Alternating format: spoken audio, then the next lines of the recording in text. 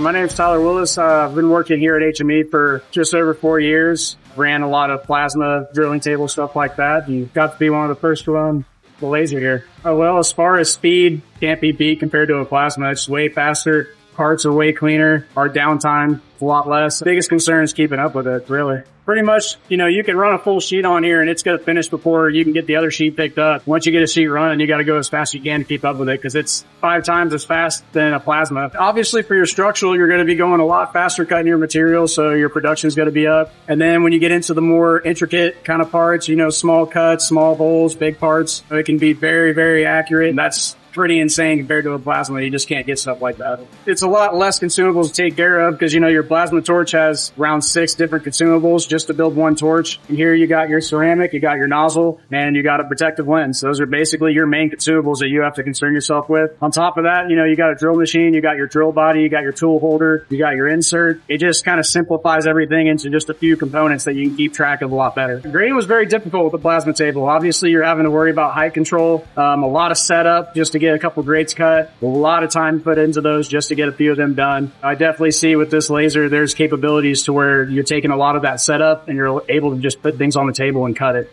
Big advocate of common line cutting. Always common line. Saves you time, saves cleanup time. Best thing you can do. We've been cutting all kinds of things. I know we've cut all the way up to 2 1/4 inch and we've cut all the way down to, 16 gauge, 20 gauge, stuff like that. So we do a variety of different materials for stainless, aluminum, and mild steel. It's incredible watching it cut aluminum because, man, it's insanely quick.